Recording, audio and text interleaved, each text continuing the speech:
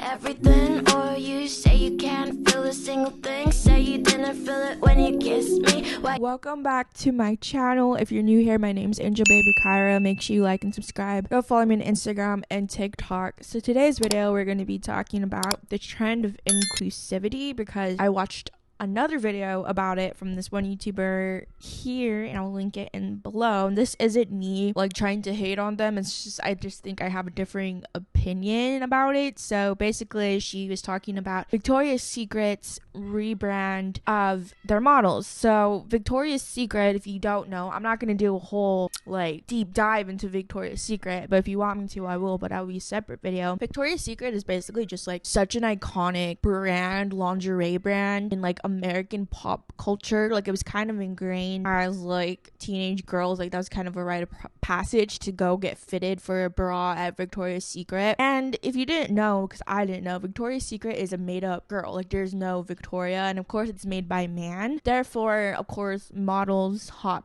girls in thongs and lingerie enter now the biggest annual event for them, which is their Victoria's Secret catwalk runway show, which had the likes of like Naomi Campbell and like kind of like the OG runway models, you know. So they've kind of been doing this, been in the game for a while, and it just started from them just having lingerie and then like cultivating, that sounds so gross because it's like people, or like I should say like curating the right kind of models for the look. And I guess like they said they had a specific kind of person for this, which is basically just thin people, which brings me to my point. Like I feel like being mid-sized, fat, whatever, basically if you're not thin, you're always going to have a disadvantage as far as how people view you, because I get so many comments every single day telling me to go to the gym, eat a salad, to stop eating, that I'm built like a pig. Like it's literally constantly every single day, and I've gotten to the point where it's like I know that it's not me because I'm just living my life, you know. You don't know my health, you don't know my activity, you don't know any about that. And also my body doesn't define who I am as a person. Like it doesn't define my worth, you know. It's just my body, it's my capsule that I'm in right now. Like that doesn't show who I am as a person, like my soul and just my personality. Like it's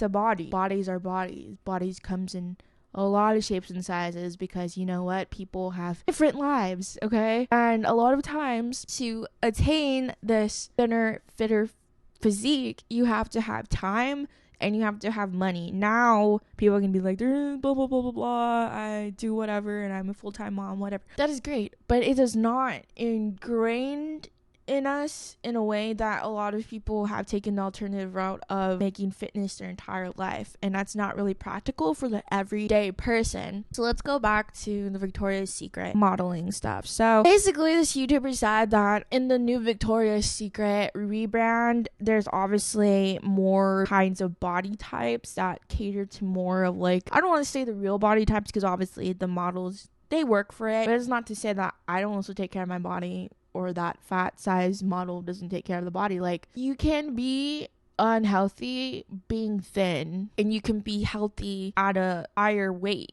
you know. Like even like my mom, for example, like she's very thin, but she still has to watch like for her to be pre-diabetic, you know what I mean? Like just because she's thinner, and she's thinner than me, doesn't mean she's necessarily more healthy. It all comes down to you being healthy. You're good with your doctor. Like if you're healthy, you're healthy, and you can't let no one else tell you about it. That to me tells me that we're stuck in this kind of rut of people just, they're always gonna hate us. Like we're always gonna hate each other. I don't know, like it's just a thing. Like people are always gonna have preferences, but it's just like you guys hate people because you hate yourself. Like that's the bottom line. That's the bottom line to any of this, to anything of not accepting someone because they're mid-size or fat, not accepting someone because they're trans or they're gay or they're part of the LGBTQ plus community. It's all because of self-hatred. You know, it's enough. If you have enough people that hate themselves, of course they're gonna band together and hate on you because they see you happy and they see you enjoying yourself. So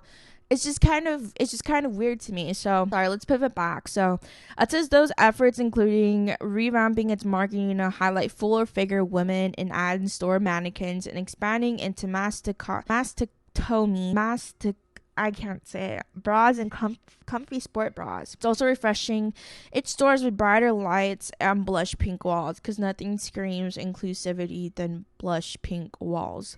So Victoria's Secret's actually pretty old. I didn't realize that it was like founded in the 1970s by Roy Larson Raymond, because he felt embarrassed about purchasing lingerie for his wife. Well, that explains a lot. But in 2017, when the hashtag Me Too movement was happening, Victoria's Secret got into like kind of a controversy. It says that in 2019, Victoria's Secret's longtime marketing chief Edward Razik resigned and the company said it would rethink its fashion show. Wexner, who apologized in 2019 for his ties with the late financier Jeffrey Epstein, indicted on sex trafficking charges, stepped down in 2020 CEO and chairman of L Brands, and then severed his final ties by exiting the board a year later in 2021. Victoria's Secret split off from L Brands as its own separate public company. I just think it's interesting that, again, it's like men who are making these kinds of companies, and not to say that men can't make like lingerie for women, but it's just like it's just the intent and like the vision for them,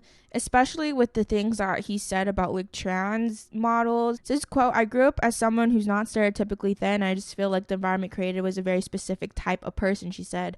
"I just felt more connected with other brands." That is Sierra Mariella, 20-year-old sophomore at the University of Pennsylvania, and she hasn't gone into a Victoria's Secret store in the last 5 years because she was turned off by the messaging. So Waters noted, I guess someone from Victoria's Secret said that Wednesday's fashion event would offer the brand an opportunity to reclaim its position on extended cultural relevance, whether that's fashion, art, music, or popular culture. It reflects the company's mission is to uplift and champion women on a global scale. Inclusivity has become so trendy, and honestly, I would rather not have inclusivity, because the intent behind it is never to make those people feel good or to actually include them.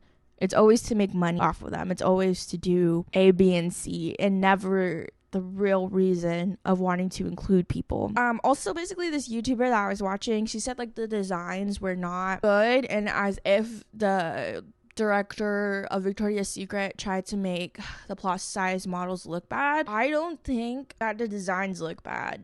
Like, they look pretty cool and edgy and up to date with like kind of the trends. I just think that you guys don't like seeing it on plus size or fat size models. Like, it's the same thing that a skinny model, a runway model would wear. You're just not used to seeing it on a plus size person. And of course, the event was headlined by Doja Cat. It was interesting, and they also made like a documentary on it, which I haven't watched, so maybe I'll watch it and then come back and then talk about it. But I've never really been like a fan of the Victoria's Secret runway shows. It just always comes off super cheesy, and I don't know, it's never sat right with me. So I wouldn't even like, if Victoria's Secret wasn't inclusive, like they haven't been for like how long, since the 70s, I don't really think it would really matter. They're going downhill anyway. They're trying to save themselves. Like, it's just like there's so many alternative brands now, you know. It's not the same like before. You just had like really major brands such as like things as Victoria's Secret, Aeropostale, Hollister, like kind of like the mall brands, you know. And I feel like malls are inherently dying in itself because people are just online shopping, and to be honest, like people are just enjoying thrifting, going on Depop, small businesses making it themselves. Like, I feel like the sphere of fashion is definitely shifting, also forcing the inclusivity into brands who really could not give a fuck less about plus size models being seen and taking up space and doing what they do. Like, you might as well continue doing what you're doing because you literally don't care. So don't pretend that you don't care. You know, I feel like obviously Victoria's Secret is for a demographic, and that's fine. I think that's fine that it's for a specific kind of demographic, because when you start doing the things like it's rebranding and not having that intent, if Victoria's Secret actually believed in having plus size fat models, then I would say go for it, because you would tell in the things that they do in the details that that's what their intent is to do. I think the models look great in the fashion show. Like, I'm being honest, like they look great, but again, I just think that people aren't used to seeing skinny people clothing on plus size models, because that's never been a priority for a lot of brands and plus size clothing just in general is harder to find. Not only harder to find, but harder to find things that you could like actually like and actually like feel good and feel cute. And they don't keep up with trends. They're stuck in 2007 with the florals and the dazzled everything. I just think the whole Victoria's Secret thing, rebranding, is just like it's tiring because it's like I can just see right through it. I feel like a lot of people see right through the rebranding anytime like a big brand rebrands, especially when they've had like controversy before. And I feel like it's kind of inevitable, to be honest, to like have some sort of controversy because everyone will find something to complain about. But I feel like forcing the inclusivity and just having it as a trend is just not it. It's just not practical. It just defeats the purpose of a lot of things. And I feel like Victoria's Secret's gonna dig themselves into a bigger rut to get out of, you know. But yeah, I will probably look at the show. I think that's the end of today's video. Let me know what you guys think about Victoria's Secret. Do you still shop there? I have not stepped foot in a Victoria's Secret for like at least 12 or 50, I don't know how old I am, but a long time, more than 10 years probably. Let me know what you guys think, and I'll catch you guys next video. Bye. Then or you say you can't feel a single thing. Say you didn't feel it when you kissed me. Why you got red cheeks then, huh?